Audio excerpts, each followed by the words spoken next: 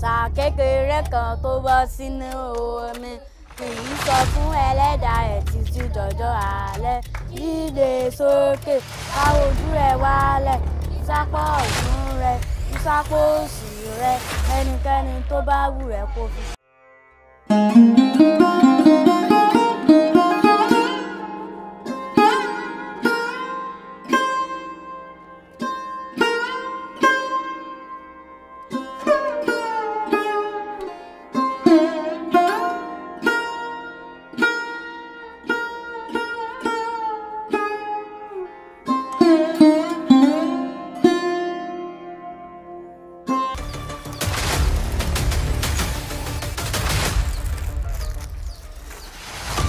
Ayọ̀, kí ló ṣẹlẹ̀?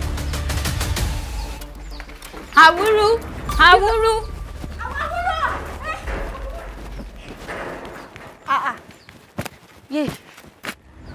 Kí ló dé táwọn èèyàn ń sá fún mi? Ẹ ń sá fún mi. Ẹ mọ̀ ń sá.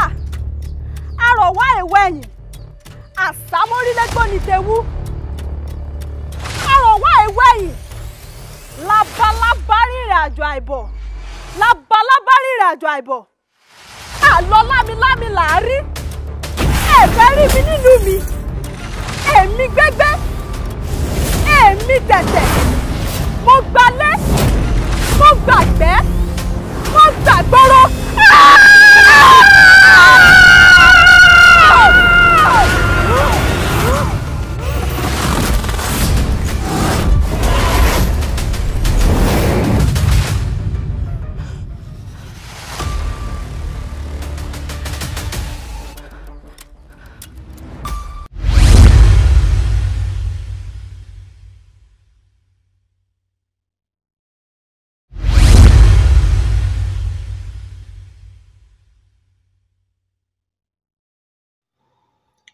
Yeah, good day to all my fans all over the world.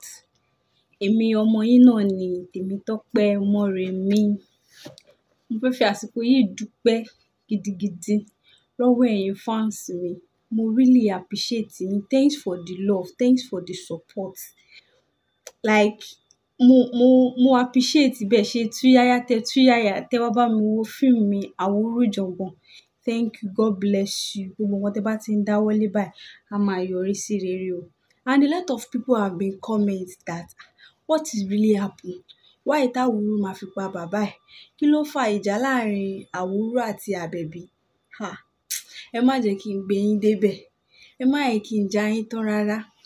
Just let us wait for the part 2. Ní part 2, ẹ máa mọ reason tó fi pa bàbá ẹ̀.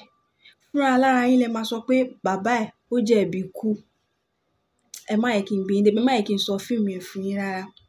Ẹ tún béèrè pé kí ni reason tèmi àti Àbẹ̀bí fi ní issue. Reason tí Awuru fi pa bàbá ẹ̀ náà ló mú òun àti Àbíbá tó fi ní issue. But don't let us go there for now. Let us wait for the part 2. And part 2 is coming out on the 15th of December.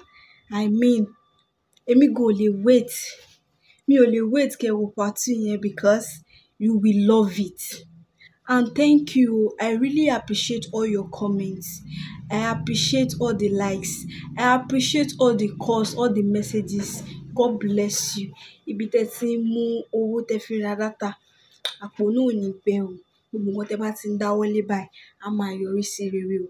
And thanks for the love. I so much appreciate every one of you for the love that you show me on Awuru Ijongbon. So stay tuned. Part 2 is coming out soon.